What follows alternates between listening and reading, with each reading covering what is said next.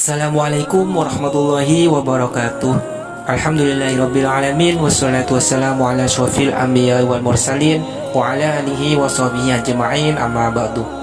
Tepat pada tanggal 27 Januari 1820 Masehi, Abdul Latif, seorang kiai kampung Seninan, Desa Kemayoran, Kecamatan Bangkalan, Kabupaten Bangkalan, ujung barat Pulau Madura, Jawa Timur, merasakan kegembiraan. Pada hari itu, dia mendapatkan karunia dengan lahirnya seorang putra yang diberi nama Muhammad Khalil.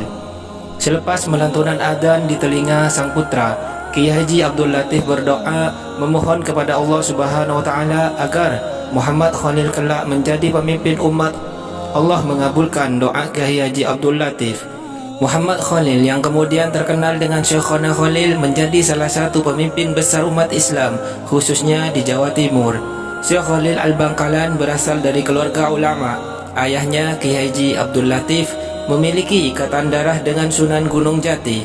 Ayah Abdul Latif adalah Kiai Hamim, anak dari Kiai Abdul Karim. Yang disebut terakhir ini merupakan anak dari Kiai Muharram bin Kiai Asrar bin Kiai Abdullah bin Sayyid Sulaiman. Sayyid Sulaiman merupakan cucu dari Sunan Gunung Jati.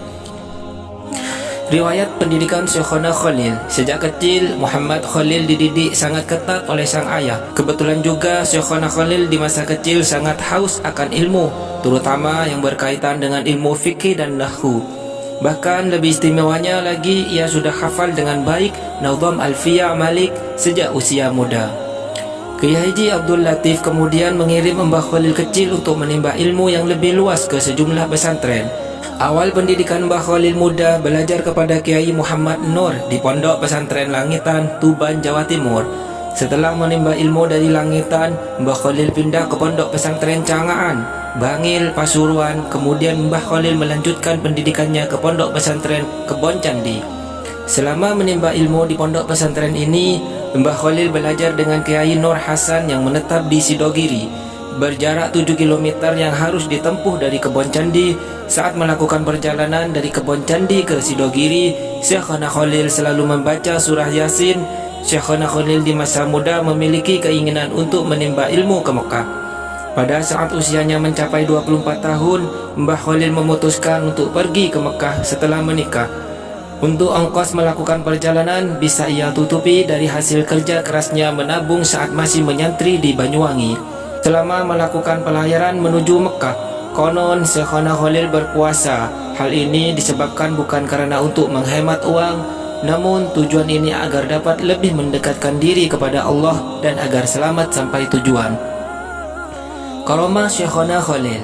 Karomah merupakan perkara yang sangat luar biasa yang tampak pada seorang wali yang tidak disertai dengan pengakuan seorang nabi. Dari sosok Mbah Khalil yang merupakan seorang ulama besar tentunya memiliki karomah. Berikut karomah Mbah Khalil dari berbagai sumber yang telah kami rangkum, di antaranya. Yang pertama, tertawa keras saat sholat. Pada suatu hari saat melakukan sholat berjemaah yang dipimpin oleh seorang kiai pondok pesantren tempat Syekhona Khalil muda menimba ilmu, ia tertawa cukup keras. Setelah selesai sholat, kiai tersebut menegur Syekhona Khalil atas tindakan yang ia lakukan. Memang dilarang dalam Islam. Syekhona Khalil pun menjawab hal yang menyebabkan ia bisa tertawa keras. Ketika sholat berjemaah berlangsung, ia melihat berkat atau makanan yang dibawa pulang sehabis kenduri di atas kepala sang kiai. Mendengar jawaban tersebut, sang kiai pun sadar dan malu atas sholat yang dipimpinnya. Karena kiai menyadari di saat ia memimpin sholat, kiai itu ternyata sempat memikirkan berkat itu. Yang kedua, dapat membelah diri. Syekhona Khalil memiliki kemampuan yaitu membelah diri. Ia bisa berada di beberapa tempat dalam waktu bersamaan. Pernah terjadi peristiwa aneh di saat ia sedang mengajar di pesantren. Saat berceramah, Mbah Khalil melakukan sesuatu yang tidak terlihat oleh mata. Tiba-tiba baju dan sarung beliau nampak basah kuyup. Setengah bulan kemudian teka-teki tersebut terjawab. Ada seorang nelayan yang mendatangi Mbah Khalil. Dia mengucapkan terima kasih kepada Mbah Khalil karena sudah menolongnya di saat perahunya mengalami pecah di tengah laut. Yang ketiga, ditangkap lalu dibebaskan oleh Belanda. Syekhona Khalil pernah ditangkap oleh Belanda karena dituduh melindungi beberapa orang yang terlibat perlawanan terhadap kolonial di pondok pesantrennya. Pada saat ditangkapnya Syekhona Khalil, terjadi hal aneh yang tidak bisa mereka mengerti, seperti tidak bisa dikuncinya pintu penjara, sehingga membuat mereka harus berjaga penuh agar tahanan tidak melarikan diri. Banyak orang yang berdatangan untuk menjenguk Syekhona Khalil dan memberi makanan.